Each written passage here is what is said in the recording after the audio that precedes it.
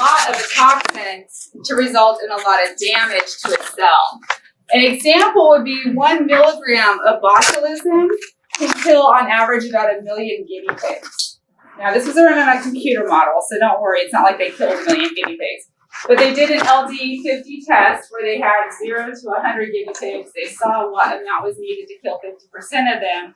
And then based on that, they could run computer models and figure out how many pigs they could kill with that amount of toxin. And so an average of 1 million, that's crazy. So these are very, very potent exotoxins. We don't want to get exposed to them. Now, there's ways that these exotoxins can work, and there's different toxins that are produced depending on what kind of organism we're talking about. Some exotoxins are going to be what we call cytotoxins. That means that they're going to destroy and target our cells, usually white blood cells. So if a white blood cell grabs onto one of these cells and pulls it inside, the gram-positive cell will release its exotoxins, and that will kill the white blood cell that's trying to kill them. Some gram-positives are going to produce neurotoxins. These are toxins that are going to affect primarily our neural cells. They're going to affect our nerve impulses. They're going to affect our muscle contractions. So these are ones that are going to affect us systemically.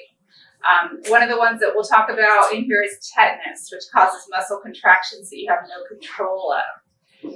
Some of them are going to be enterotoxins, which means they're going to target the enteric system, which means your GI system. So think of things like our vibrios or some of the organisms that cause, intestinal upset. Now, a lot of them are going to have toxins that they're produced that will be active once they bind together. So they'll release several toxins that will bind together, and then they become active and start knocking out our complement and start attacking our cells. Now, these exotoxins then, because they're so potent, can cause really big responses in our bodies. And so one of the things that they can result in is they can usually result in our bodies trying to get rid of them as soon as possible, which means we're going to have a fever. So for example, Streptococcus pyogenes, strep throat. One of the links with strep throat is you have a fever, right? And the reason for that is because Streptococcus pyogenes produces exotoxins. Our body recognizes these exotoxins and tries to fight the strep infection by elevating our body temperature, trying to cook out the bacteria. Other things that will happen is if our body detects that the bacteria is present, we're going to have diarrhea if it's in our enteric system. We're going to have possible shock. We can have our bodies overreact and then not be able to stop. So we get into that positive feedback loop where we just keep going. So the exotoxins then, as I said, are going to be constantly released by our bacteria. And with these exotoxins, again, they can cause a lot of cell damage to our cells. They can damage our plasma membranes. They can damage our phospholipids. And so they can cause our cells to basically start to fall apart or deteriorate. Now, I told you most of the organisms that produce exotoxins are gram-positive. There are a few exceptions, and one of them is Vibrio. We've talked about Vibrio several times in this class, and it is a gram-negative, but it produces exotoxins like a gram-positive. We suspect that they picked up a plasmid a long time ago, and they learned how to make the same exotoxins that gram-positives do. So we have a few exceptions. But if I asked on the test, in general, which organisms usually are associated with exotoxins, it would be gram-positives. Okay, so you always have a few exceptions in biology, but in general, most of them are going to be gram-positives. So if we were to put together a list of our common gram-positives that have exotoxins, we would have Corynebacterium diphtheria. We recognize that name, right? We talked about diphtheria in here. Remember, it's the one that created that cotton ball, right, in the back of your throat. Streptococcus pyogenes, we just mentioned that one. That's our organism that causes strep throat. Clostridium botulinum, we'll talk about that in the next slide, but that was a major pathogen for us for quite a while until we learned how to control it, associated with botulism. Clostridium tetani, another major pathogen until we started our vaccination program, found in spores that are found in soils. Vibrio cholera, one of the odd gram negatives that has learned how to produce an exotoxin. And then Staphylococcus aureus, which is also associated with fevers when we have a staph infection and can produce potent exotoxins. Yes, Brianna. How come those two don't have a sign? Are those negative? So for this, for the third column, that's showing that they are worse if they have lysogenic conversion. So what did that mean again? Exactly. So if they have a plus, that means that when they have a virus, they produce more toxin. So they are more dangerous.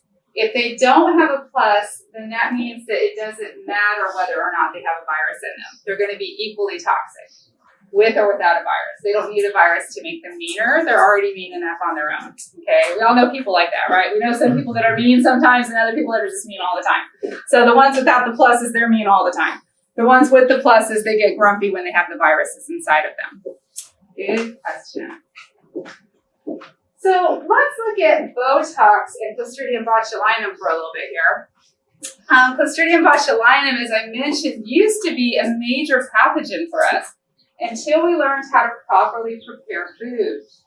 The problem with botulism is that it produces an exotoxin that is a neurotoxin.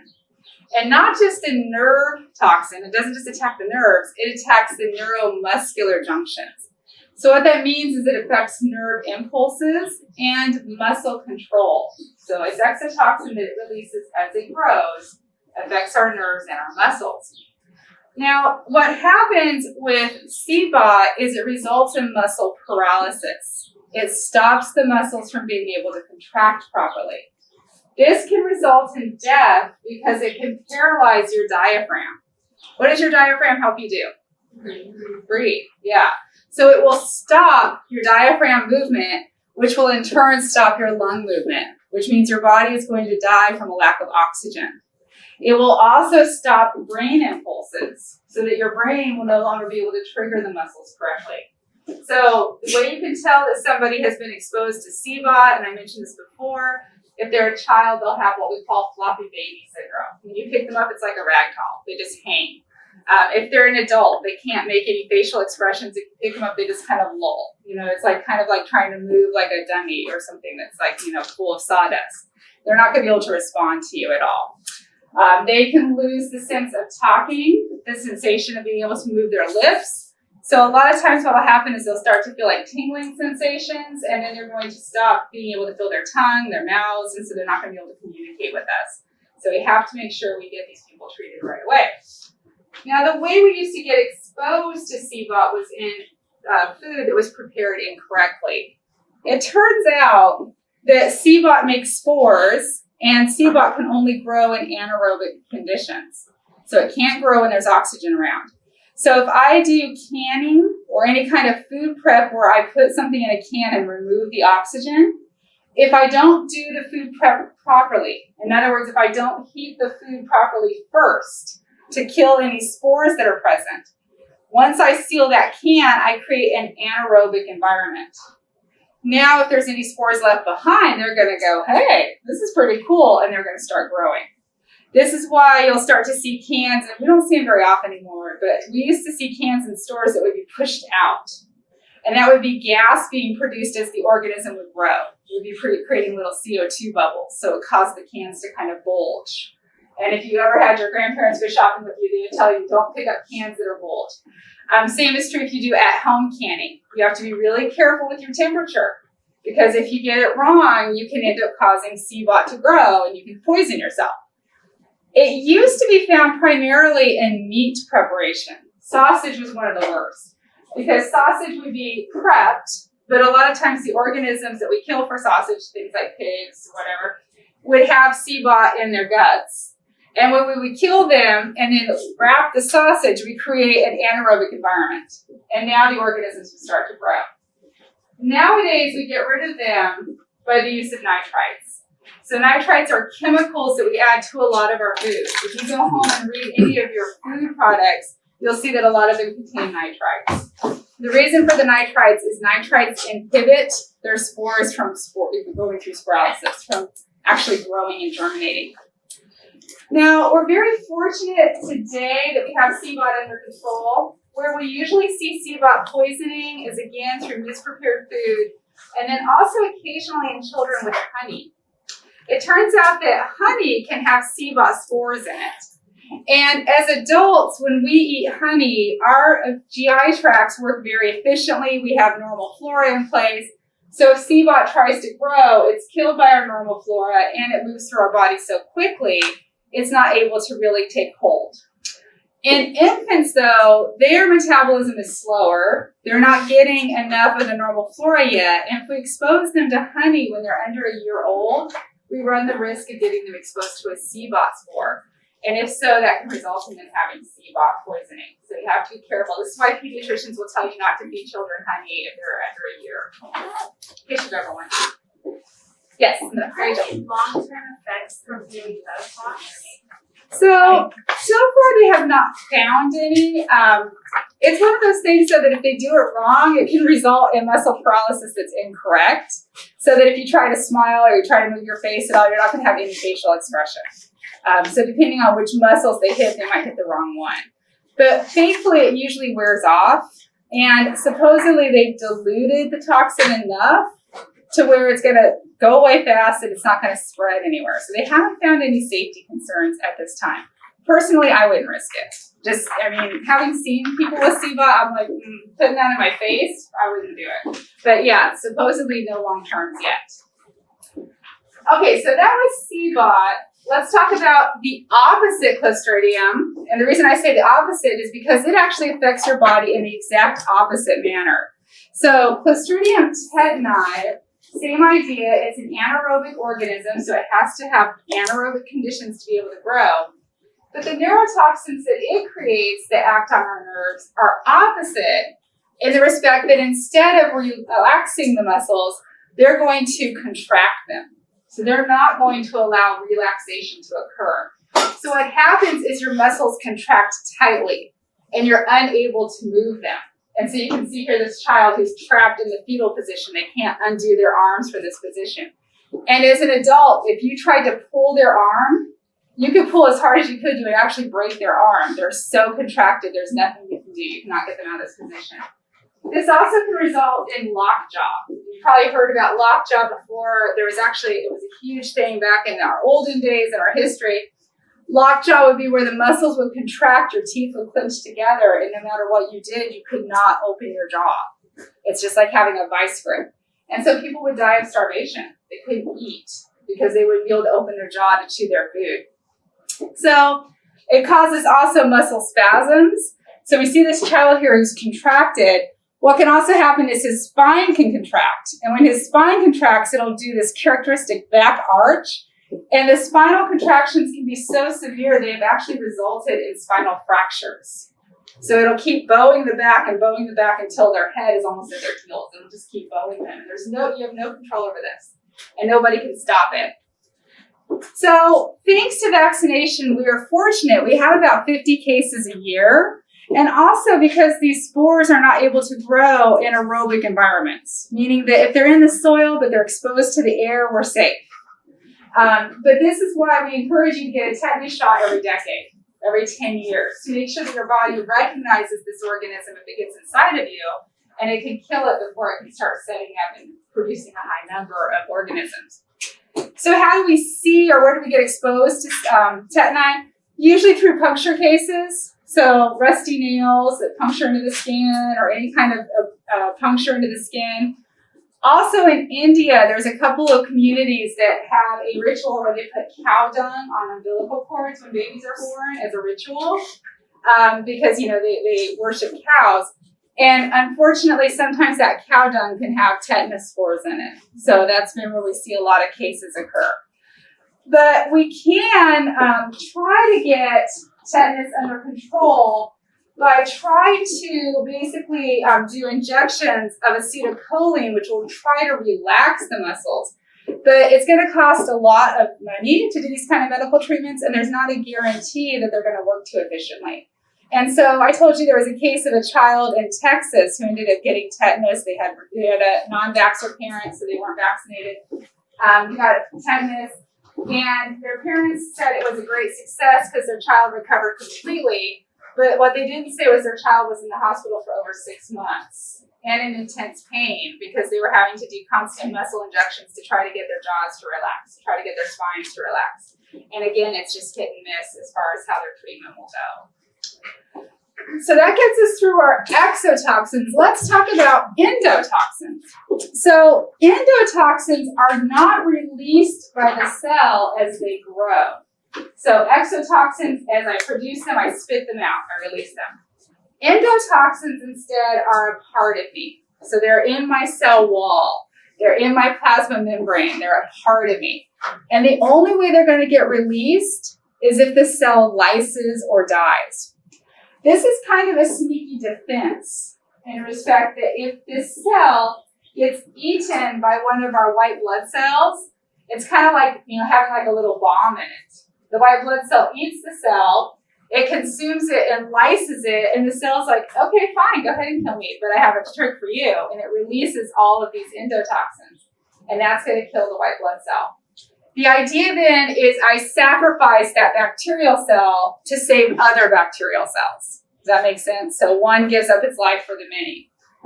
This is also why we have to be careful with antibiotics. If you ever have somebody who has a gram-negative infection, to the point that maybe they need to get hospitalized, they might be going septic, we have to be careful with how we administer our meds. Here's why. If I have somebody who comes in with a gram-negative infection, and I go, okay, no problem, I'm going to hit them with a huge punch of antibiotics. Okay, so I put them on an IV, I hit them with this big dose of antibiotics. I'm going to kill all of the gram-negative cells. What's going to happen? Why is that a problem? Yeah, if I kill all the gram-negative cells, if I lyse them, what am I releasing into the body? Endotoxins. So I would have a patient who came in with one thing, a bacterial infection, and if I killed all the bacteria, I would now have them suffering from an endotoxin infection. So the endotoxins would get released and they would start damaging their body systemically. So I have to be careful with antibiotics, how I administer them. I have to kill the bacteria a little at a time so that my body can process the endotoxins and not go into shock. If I release them all at once, I can have them go into shock. Have you ever wondered why antibiotics work that way? Why you can't just take huge doses? Why you have to space them out? That's why. We're trying to avoid endotoxin shock. Okay, so it's a big thing that we try to avoid. We see endotoxins primarily in gram-negatives. And part of that is because they have that lipopolysaccharide layer, that LPS layer. And so a lot of times these guys tend to be found in the LPS. They're going to be very heat stable. So what that means is if I have a gram-negative infection, my body will produce a fever like normal, but it won't affect the endotoxins. It's hard for that fever to get rid of them. And what that means then is my body will keep trying to increase the fever, trying to kill them off, because it's not going to work. And so a lot of times with gram-negatives, we'll see increasing fevers as our body's trying everything it can, but it doesn't really impact these guys that much. Again, gram-negatives are always harder to treat than gram-positives. Always. Yeah, Lauren. Does the Vibrio have both endo and exotoxins? It can only have one or the other. So Vibrio is an oddball because he sits in the gram-positive side. He produces an exotoxin, but it does not have endotoxins in its LPS. Good question. Yeah, it can have one or the other. These guys also can't be neutralized by antitoxin, meaning that if I have somebody who has a high dosage of antibiotics and they now release all these endotoxins, I can't give them anything to get rid of the endotoxins faster. I just have to wait for them to filter through and process through their bodies. I can't really knock them out. The good thing, though, is their LD50s tend to be large. And what that means is they're not as potent as what we saw before with the exotoxins. So it's going to take more of them to cause damage. It's going to take more of them to actually affect my cells. So having a higher LD50 is good for us. That means I need a higher lethal dose. Whereas with exotoxins, it just takes a little to cause that disease or cause that infection. So we can use this to help us even key out some of our gram-negatives. So we can look at what kind of toxins they have hidden in their LPS layer. And what we can do is we can use that to identify what kind of organism we're looking at, whether it's an E. coli, whether it's a salmonella. So their type of endotoxin is kind of a tag. It's almost like a name tag that helps us determine what kind of organism we're studying. Again, they can be responsible for fevers because our body's trying to put them out. It's not working, but they keep trying. And what can happen is that these organisms will release their endotoxins as they're consumed by white blood cells. So the higher immune response we get, the more endotoxins we get in our body. So it's kind of like this catch-22. Now, some endotoxins are very damaging.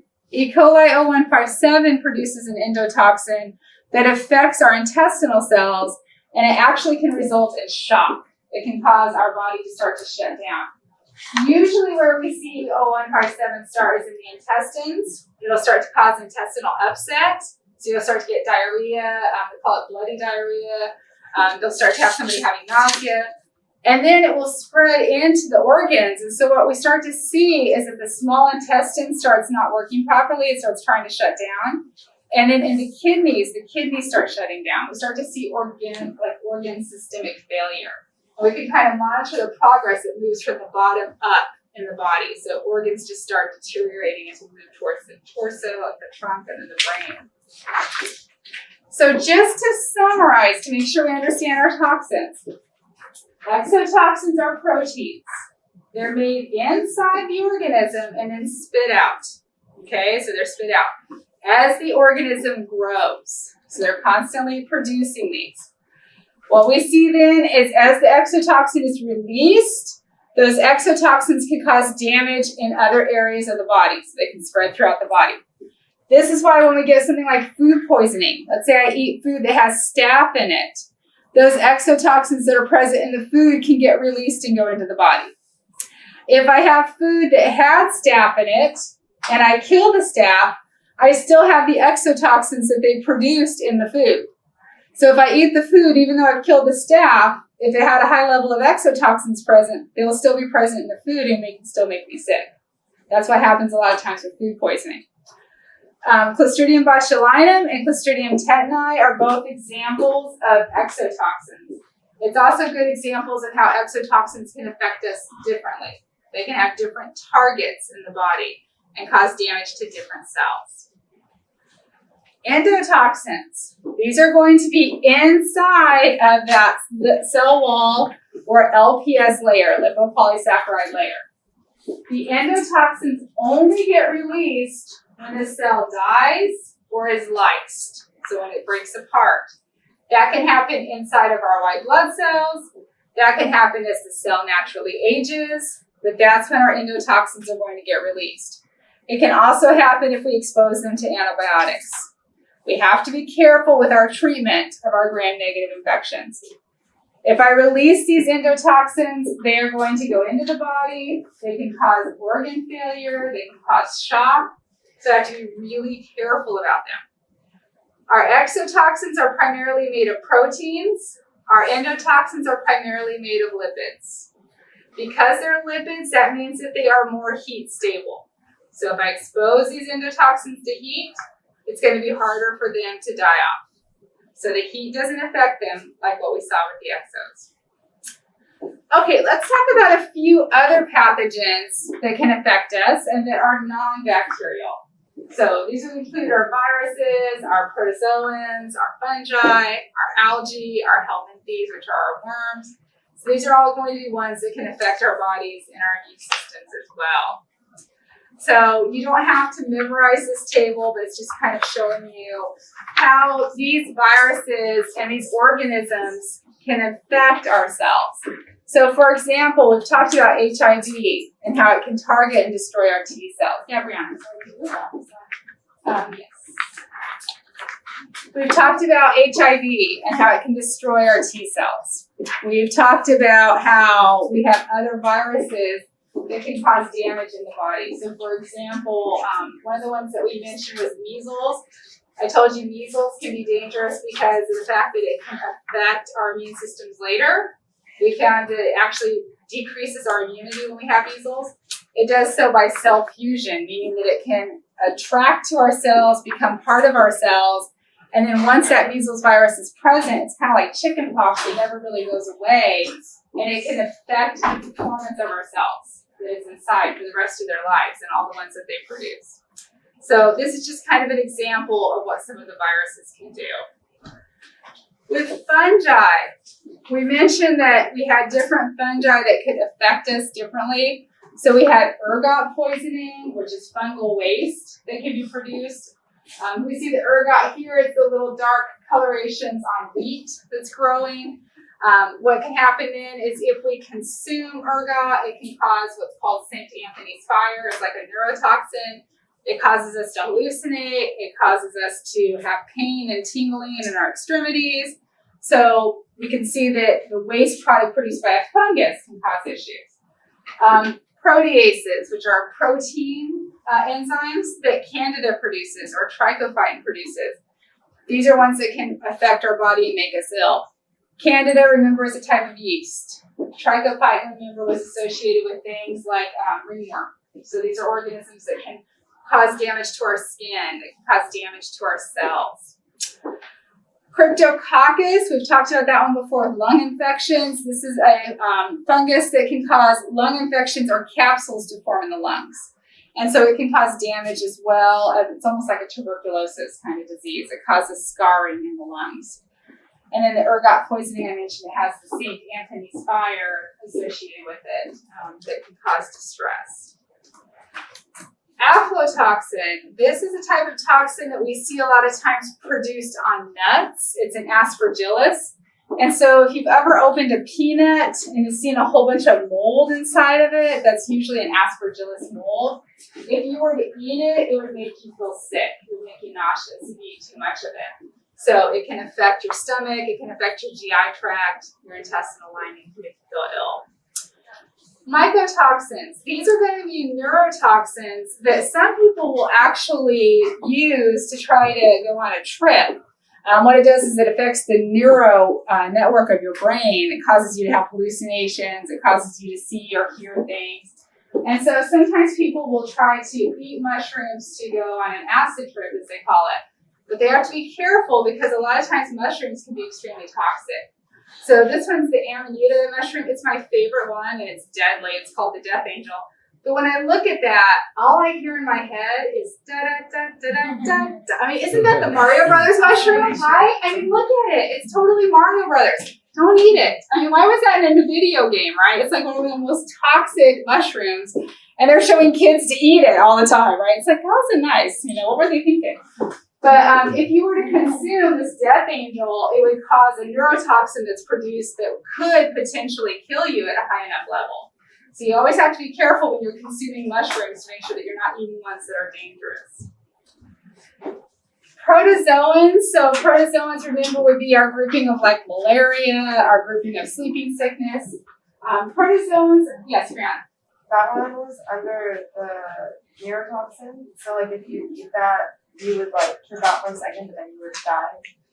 You would die tripping out. Yeah, you would be seeing things. It would be affecting your brain as you're dying. Yeah, so you wouldn't really know. You would just kind of be like, oh, something's going on, and you'd be off. Yeah, you would just never wake up. But yeah, go out with a bang, I guess, right? Protozoans. I probably shouldn't say that. Yeah, don't do that. Okay, protozoans are going to be, or you can tell us the last week of school. Okay, protozoans are going to be ones like malaria. They're going to be ones like sleeping sickness, like trypanosoma. We talked about these before, and I told you if you get malaria, you can never really clear it, right? Like once you have malaria, it's always kind of present. You can take medication that puts it in the background, but it's always present. The reason we can never really clear it is because protozoans tend to be very tricky. They have learned that our immune system attacks things based on epitopes. What are epitopes again? The binding sites. Excellent. Yes, the binding sites. Binding sites for our antibodies. So what they do is they go through a process called antigenic variation. And what that means is every so often they produce a mutant that has different epitopes, different binding sites. So our immune system is attacking these guys, which has the epitopes they recognize, but they mutate and now there's a new epitope and our immune system doesn't recognize it. And so our immune system ignores this guy because it doesn't recognize it. And now we get an infection that's predominantly with that epitope. Now our immune system learns to attack this and we get a new variant. And now we get a switch again. So the thing with malaria and trypanosoma is they're always mutating. Kind of like the coronavirus, right? Did I tell you guys we'd see mutations at the end of November? You're right. Yeah, yeah, see, this is good stuff. Exactly. So we're going to keep seeing this every few months. We see a mutation, right? We can call it right now. There's something going on with that virus. Every few months we see something new. And so thankfully this mutation doesn't seem to be as deadly. It's very contagious, but it doesn't seem to be as deadly. But we're all worried right now. And why are we worried? It has to do with our vaccine. It shows that the vaccine's not working. They're still checking it, but that's what they're worried about is that the vaccine might not work as well. Here's why. It's because the mutations in the spikes. And remember, we targeted the spikes. We showed our body those epitopes. If the epitopes change, our body has to relearn.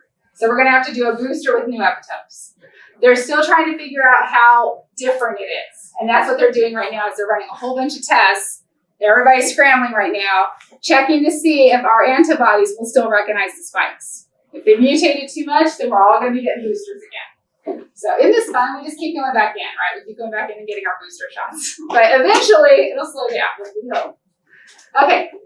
The last one are the group of the helminthes. So these would be like our worms and our little bugs that live on us, like lice, scabies, bed bugs.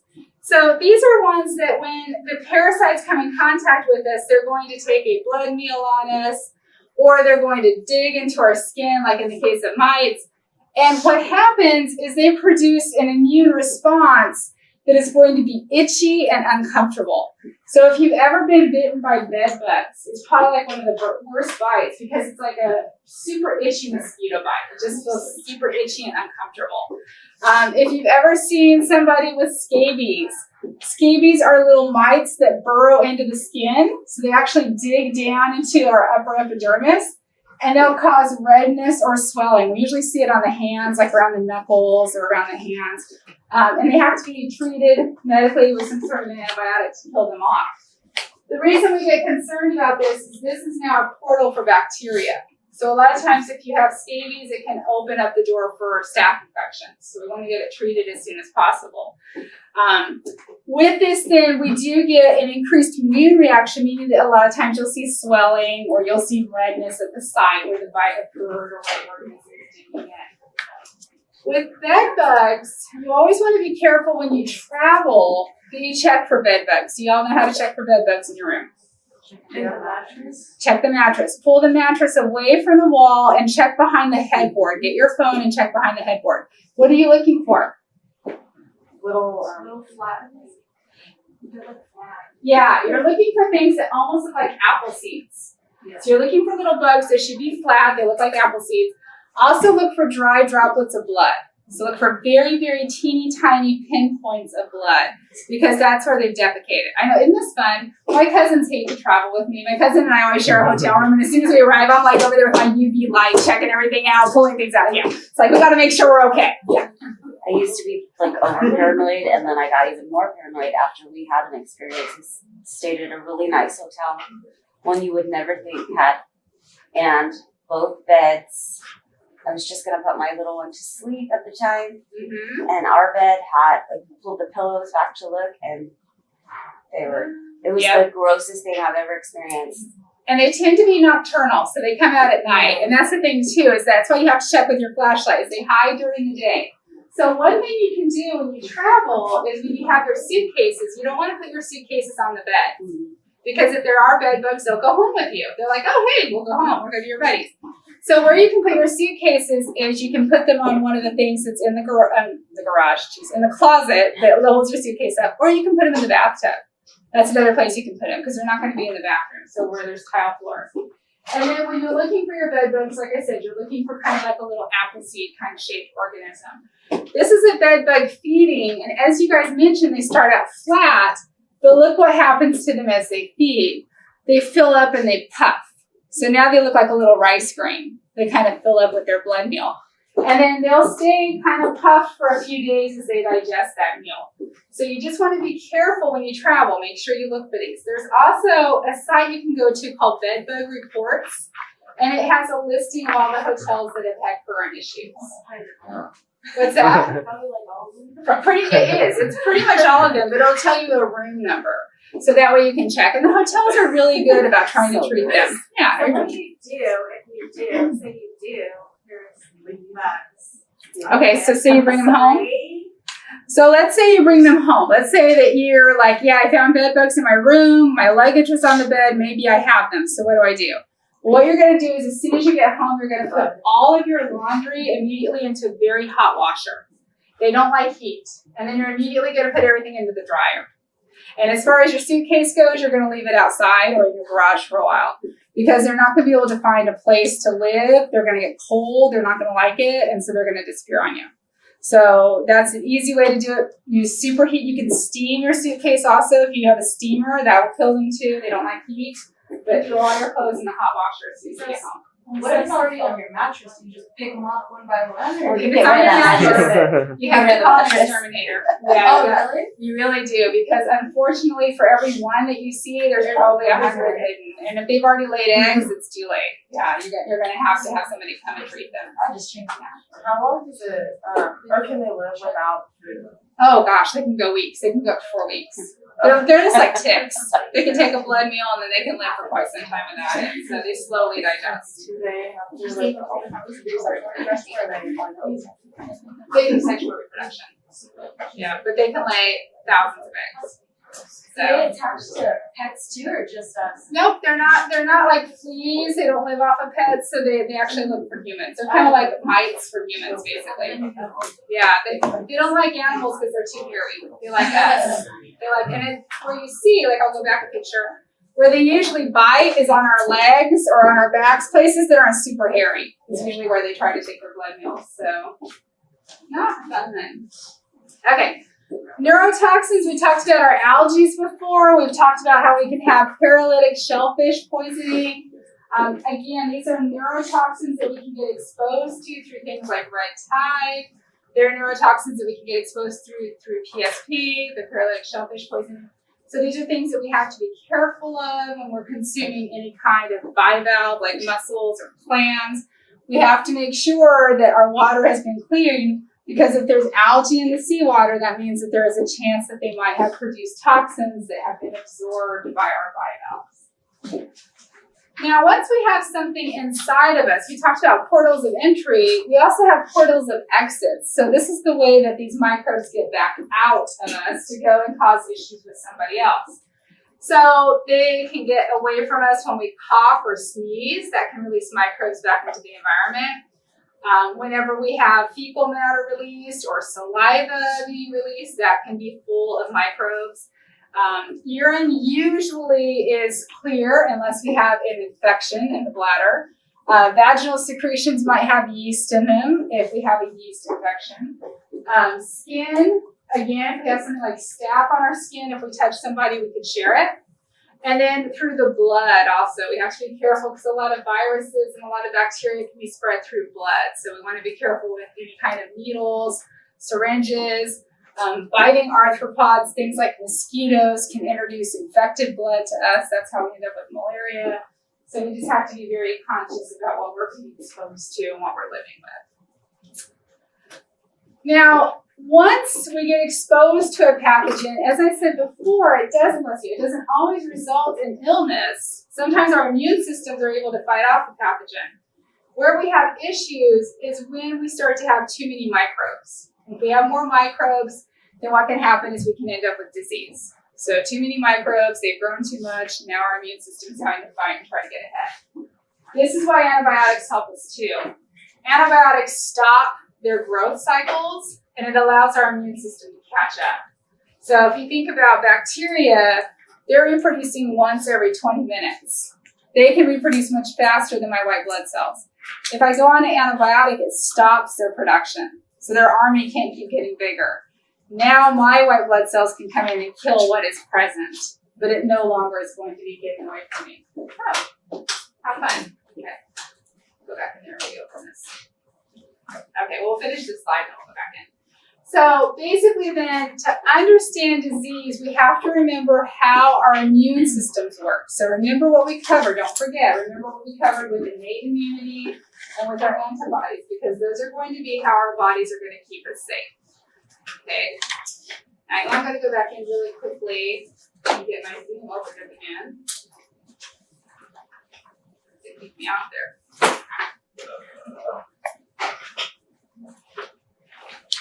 And we will switch, we'll go to our next PowerPoint.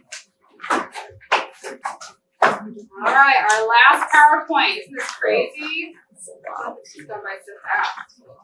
Okay, so in this last section, I've combined a couple chapters, and what we're going to be talking about is food and water safety.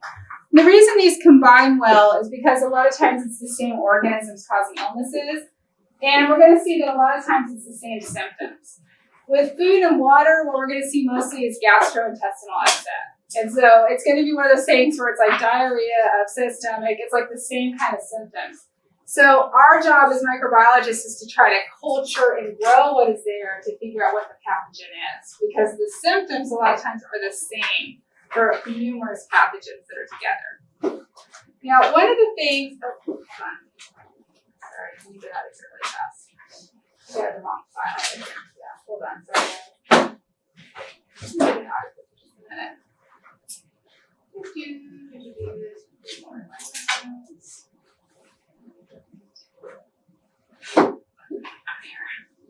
Go ahead and take a 5-minute break. Or actually a 2-minute break. I'm going to get it. Not a 5 minute, 2 minutes. Yeah.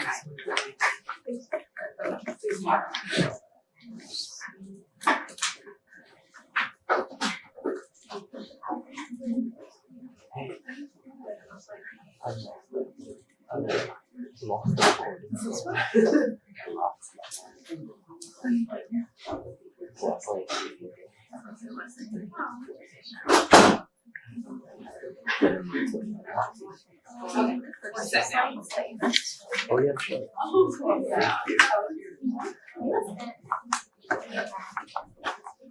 Hold up your notes, it's not going to help us too much.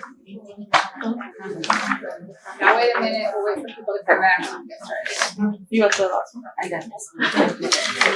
I think yourself. Yeah.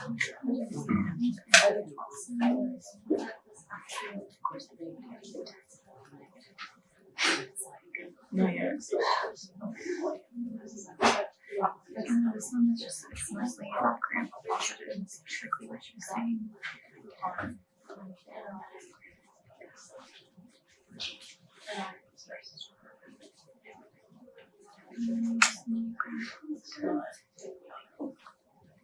Protein.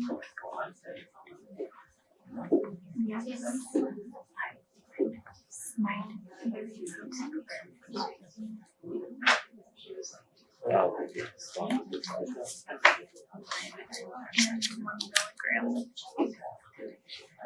So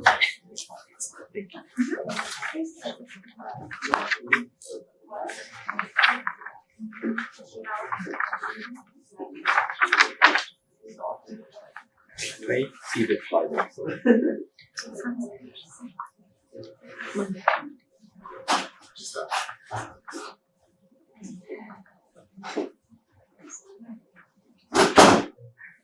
It's one of the earlier ones. I think it's Spread. You were talking about vaccine and boosters and stuff. It would be nice if we didn't have to go through and that one. If one day it could be. Moderna's working on a combo. Yeah, they're trying to You go know, with remember years ago, a lot of the child vaccines, they were all separate. actually have them here. I Exactly. just So have them nice on both ends. medication out of it. Oh yeah, Person I just administering. got my Hey, tetanus how's shot the- booster. how's the It has like people tetanus, keeping- that's what's cough. Right. You know, it's semi- Oh, you did? It's like, oh, that's it. You're done. It's good though. How's yours? Okay, Absolutely. let's go ahead and Yeah, get my started then. Sorry about that, I had the wrong slides up. So again, this is just going to be Yeah. talking about food and water microsafety and talking about how fortunate we are to live in the country that we do. Are we ready? Okay. So this is food and water microsafety, and so this is going to be talking about how fortunate we are to live in the country that we do, because water, as we know, is going to be essential to life. We are primarily composed of water. We're about 70 to 75% water, and so we constantly have to replenish our water supplies. And so it's going to be essential to be able to survive. We also use it for cooking, for drinking, for bathing, all of that stuff. And if our water is contaminated, then we're going to be running the risk every time we consume it of getting sick, or anytime we bathe in it of getting sick. And once water is contaminated, it's hard to clean it again. So we have to be very careful with how we treat our water and keep it safe for consumption. We are very fortunate. We have very strict water standards. We have access to clean sanitation systems and sewer systems. And so our water and our waste are kept separate, and so we tend to have a country that has a low rate of waterborne illnesses. If you travel, though, it is much different in other countries. So a lot of countries have their leading cause of death due to contaminated water. So over 4,000 deaths a day because they don't have access to clean water. And you can see here's a child who's drinking muddy water. And a lot of times what they'll use is they'll try to filter it with like a reed or a leaf to try to at least get the silt out. But even if they're not drinking the dirt, they're still drinking all of the bacteria that are present, as you can imagine in there. So a lot of times we hear different terminology thrown out with water. One of the terms that we hear used is potable. You might have heard that this water is potable. And what that means is that it's clean or it's clear of any kind of bad material. And so this would be something that means that, like, if you go camping, you'll see potable drinking water signs. That means that you can use it safely for cooking. It doesn't have any toxins present. It doesn't have any pathogens present. So it's something that can be safely drunk or consumed or cooked with. The other thing we have to be careful of is that anytime there's any kind of pollution, we might lose our potable water situation. So, for example, if you're at a campground and they're having problems with the outhouses, don't use the water even if it says it's potable. Sometimes they'll have signs up saying that they're having outhouse issues. And you want to be careful because that could be leaking into their potable water tanks. You always want to be careful with what you're drinking or what you're exposed to. So what are things that can affect our water quality? Well, a lot of times it can be chemicals that are released in fertilizers that can affect our water quality. A lot of times it can be animals. So we have a lot of illnesses that are related to grazing. So for example, here we see cattle moving across a stream. So they're not the cleanest animals. And here they are wallowing in the water, and then they'll also defecate and urinate in the water. And then anybody who's downstream from there now has contaminated urine and fecal matter in their water. So we had an issue where there was a couple of wells up in San Luis County where some homeowners were getting exposed to E. coli. They were getting sick from their wells. And it turned out it was because of a ranch nearby where their cattle were in the streams and they were, using the streams. They were making the streams all dirty and muddy. Well, that stream water was leaching into other people's wells. And so they were drinking basically fecal matter from the cows. And as you can imagine, it resulted in a lawsuit. So there's a lot of care that has to be done with keeping the water clean. As far as where fecal origin occurs in water, this was an estimate that was done in 2017 that showed that most of the fecal matter that can cause illness to us if we consume it would be other humans. So again, we can have cows pollute our water, but really it's more of humans that we worry about because their pathogens they carry in their feces are the ones that we know affect us, right? So human fecal matter is a higher risk, meaning that it can carry pathogens that can affect us. But also, check that out, ducks. Isn't that funny? We don't think of ducks as being that bad, but if you have a high number of ducks in a water area, Their fecal output could be at such a high level it could cause illnesses. Sheep and chickens, pigs, so any kind of barnyard critter can end up causing illness. Now, we do have a lot of bacteria that are found naturally in water, and a lot of them are non-pathogenic, so they're completely harmless. So some of them are going to be ones that if we consume them, they'll die in our stomach acid, they're not dangerous, and so it's something that, we're not too worried about. We do have a few, though, that can cause illnesses if they're present at a high enough level. So some normal water bacteria would be things like Pseudomonas. So Pseudomonas, we mentioned a long time ago, can cause ear infections. So if I have a high level of Pseudomonas in water and I go swimming, if I have my head submerged, I can have the chance of getting an ear infection because of the Pseudomonas levels. The other one is the Acinetobacter. Remember, Acinetobacter is the one that we talked about with the flesh-eating illness. So if it's an Acinetobacter that has picked up a gene for flesh-eating and we have an open wound, we run the risk of possibly getting contaminated by the Acinetobacter, which is what happened to that one girl I told you about with her zip line. We also have organisms that live in the soil. And when the water runs or when the rain runs, it picks up these organisms, and now they're going to be incorporated into our water. So that would be things like Clostridium. We talked about how Clostridium can be dangerous. Bacillus. Most bacillus are harmless, but Bacillus anthracis that causes anthrax can be present. And then Streptomyces. Most Streptomyces are harmless. There are a few out there that can be pathogenic. And then, of course, if we have barnyard animals nearby, we can have intestinal microorganisms. So things like E. coli, coliforms, we'll talk about coliforms, and streps that can be present in the water. This is kind of also what we see with wildlife. So if you ever go to Lopez Lake, you'll see the deer out in the water and stuff. So, they're possibly putting fecal matter into the water as well. So as far as what these pathogens can do, well, if it's a bacterial pathogen, it can cause a waterborne illness. We can get waterborne illnesses like Shigella, Campylobacter, cholera, even certain types of malaria can be spread through waterborne. And the reason for that is because, remember, mosquitoes need water for their life cycle. So that's why water can affect malaria. You don't get malaria from drinking the water, but the mosquitoes are using the water to breed. So that's what we worry about. You can get Giardia. Remember we talked about Giardia before? It was that little happy face guy? It's like a little ice box with a smile. So that's a common waterborne pathogen. And that's the one that we have mostly in our area, which is why we can't drink the water here. It's usually because of Giardia. If we were to look at developing countries, about 4 out of 5 of their illnesses when they're kids are going to be caused by water pathogens. Yeah, What area did you say Giardia? it's everywhere around here. So Giardia is the little parasite. It's the one that I showed you a while back when it has the eye spots. I remember it. Yeah, it's found in Lopez Lake. It's found in Kachuma. It's found everywhere. So that's one of the reasons you don't want to drink the water when you're swimming and stuff. But it doesn't hurt you if you're just swimming with it. It can't get into your skin. It's fine. It's if you consume a high volume of it. You just swallow it. Yeah, exactly. And usually you have to drink a lot.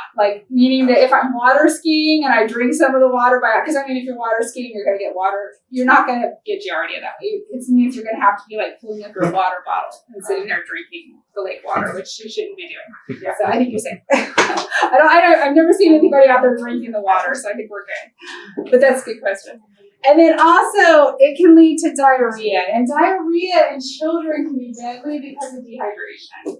So that's one of our big concerns is with waterborne illnesses, it's not always the illness itself that results in death. It's the side effects, like the diarrhea, the upset stomach, that can in turn result in dehydration. And the dehydration can be deadly, especially in younger kids. So they'll die of dehydration rather than the actual organism that affected them.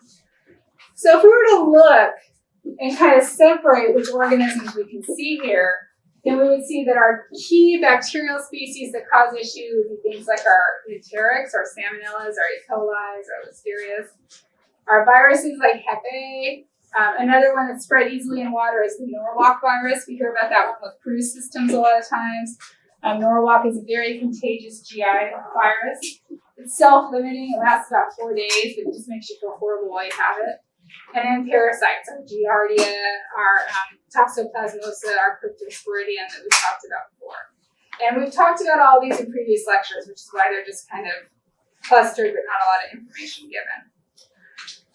As far as what side effects it can cause, and as you know, I don't have you memorize tables, but this is just kind of showing, you can see that the side effects that they cause are all very similar to one another. We always have nausea, we have diarrhea, we have upset stomach, sometimes we'll have cramps, sometimes we'll have bloody diarrhea, like in the case of E. coli,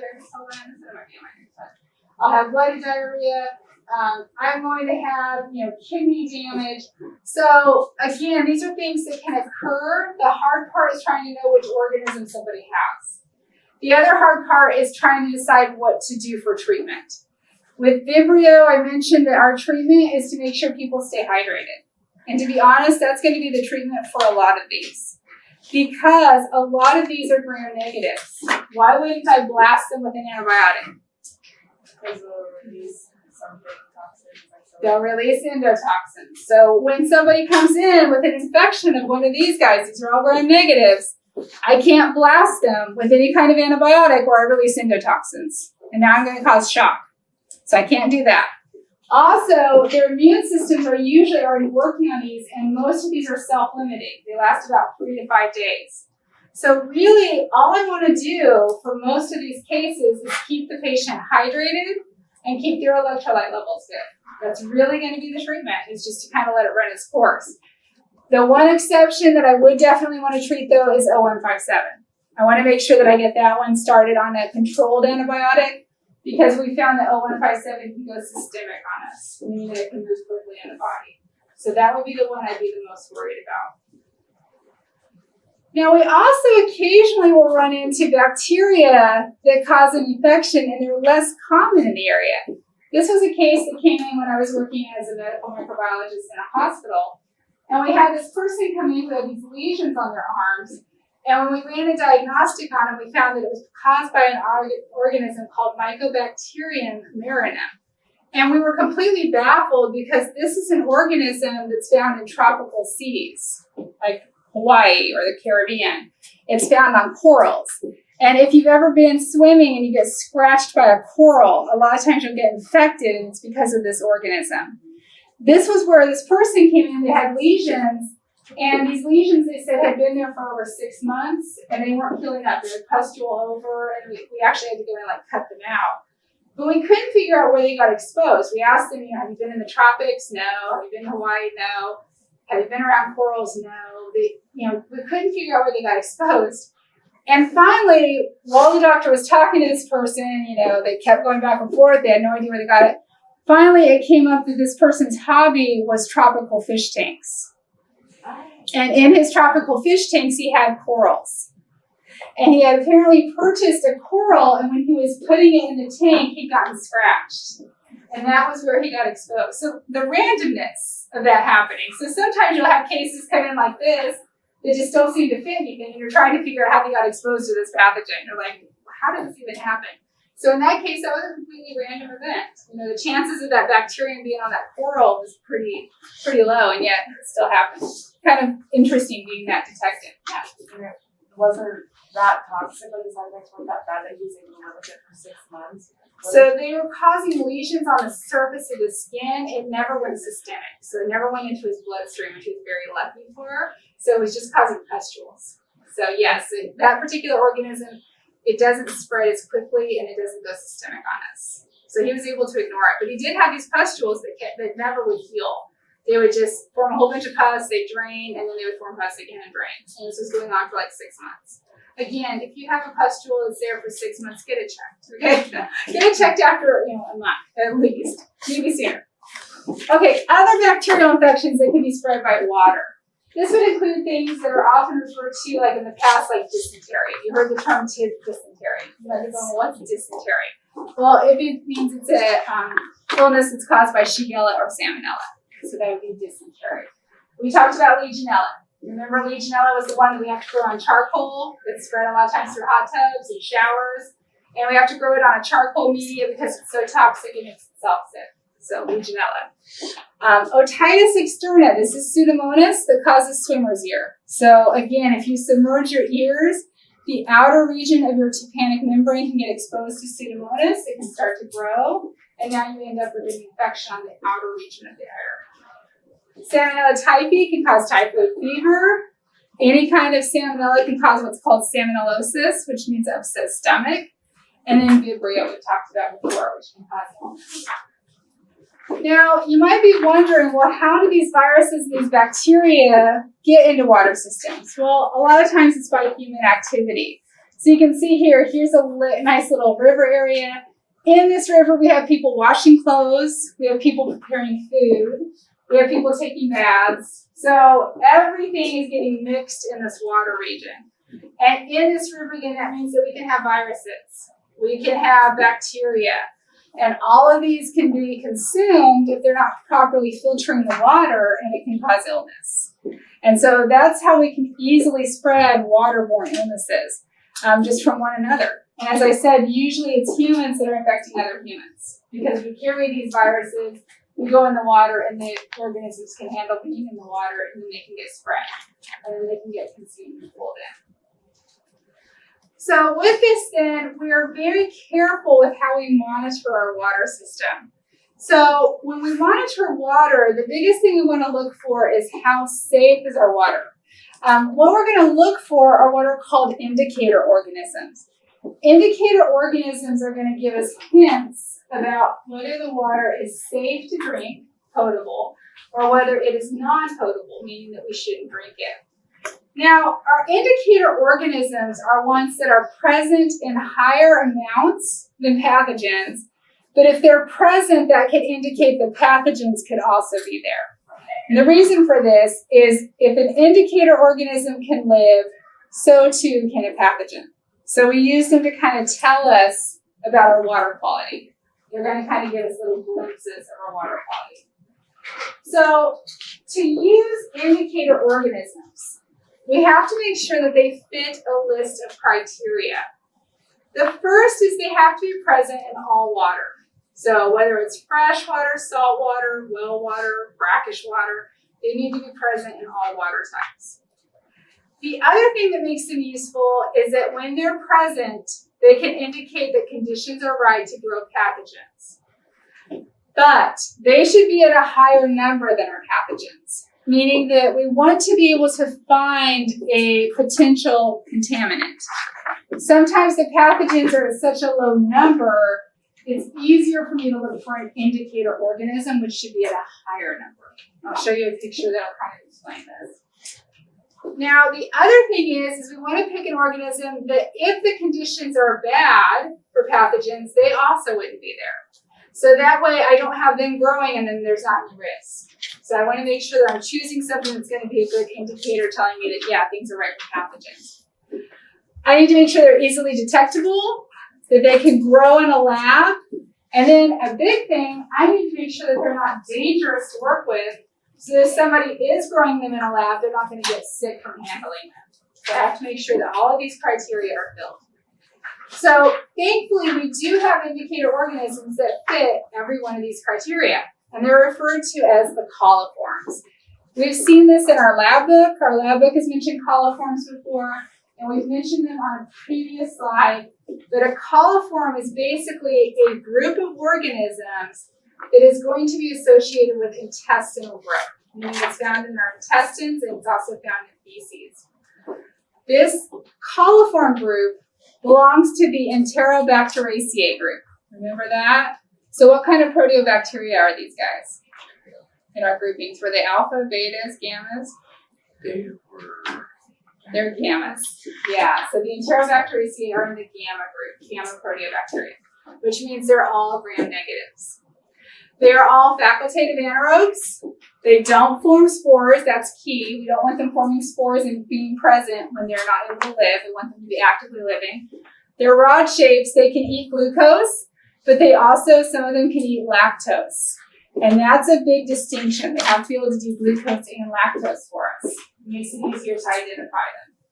When we grow them, they're going to produce a acid and an acid within 48 hours. So we're going to be doing that with our bacteria. Some of our organisms that are going to be in this list then are E. coli, Citrobacter, Klebsiella, and Enterobacter. Now, the coliforms then, since they're indicator organisms, are safe to work with and grow. So these are going to be ones then that when we have them in a lab, if they're on a petri dish, I don't have to worry about them aerosolizing or making my lab tech sick. It's something that we can handle safely. They also tend to be relatively easy to work with.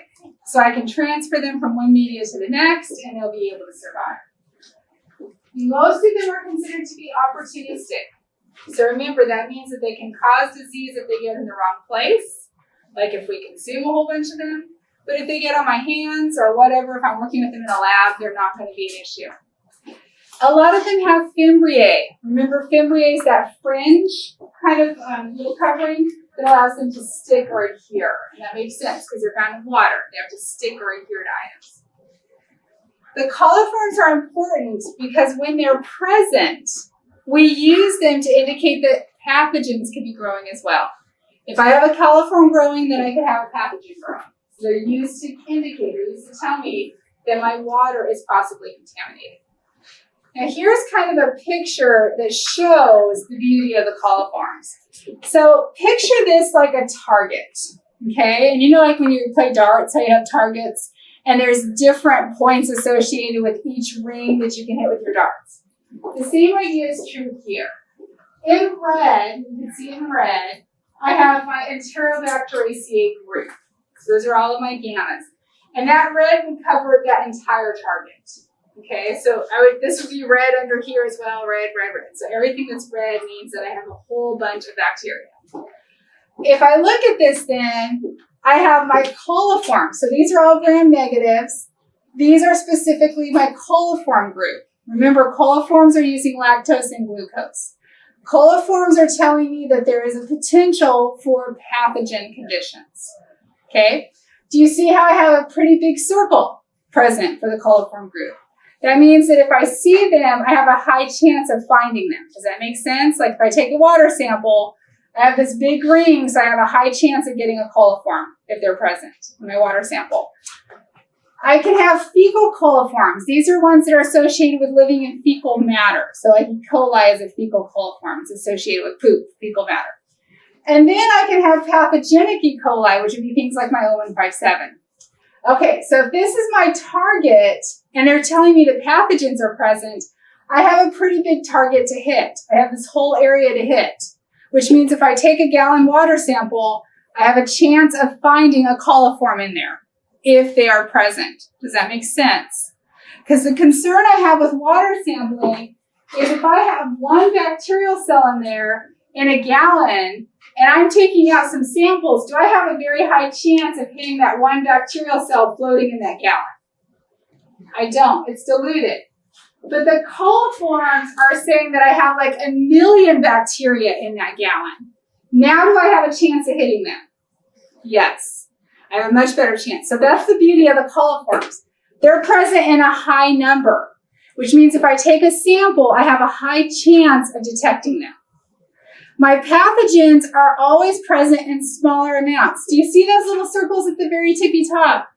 Those are some key pathogens. Salmonella, Vibrio would be up there too. Do you see how tiny they are? If I was throwing darts at a dartboard, I'd have a less chance of hitting those. I would only have 1 or 2 cells in my gallon. I wouldn't see them. So having the coliforms, they really help me know what is present and if pathogens are present. That's the beauty of them. Okay, now this is going to be on the same slide. I always have people get confused on this, but as we go through, I'm going to have stuff show up. So we're looking at the same slide, so don't keep flipping. Okay, so coliforms, our total coliforms. Remember, all coliforms are not always fecal. Coliform just means gram-negative, Enterobacteriaceae. It's able to eat glucose and lactose. That's general coliforms. They're not always fecal in nature, so that's just a general coliform. Fecal coliforms are ones that are found associated with feces, and they also can grow at a higher temperature. They tend to be a little bit more on a higher temperature spectrum. And E. coli in particular is the fecal coliform that I look for when I'm trying to look for pathogens, because they really give me a good indicator if a pathogen is present. If E. coli is present, that means that I definitely have fecal matter. And if I have fecal matter, I have a chance of Vibrio, Salmonella, Shigella, ones that I'm more worried about. Okay?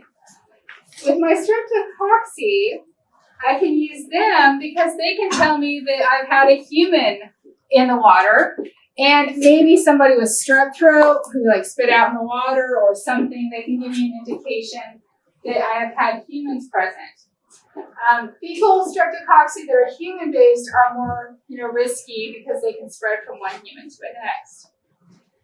Enterococcus, we use these a lot as our indicator organisms in salty water. The Enterococcus group like to live in high salts, and so the coliforms prefer fresh water. So if I go into an ocean, it's going to be harder for me to find coliforms because they don't like the salt as much. So I can switch and use Enterococcus as my indicators to tell me if pathogens are present. And then our spore formers, which is our Clostridium species, I would just try to look for spores and grow the water anaerobically. And that would tell me if my organisms were present.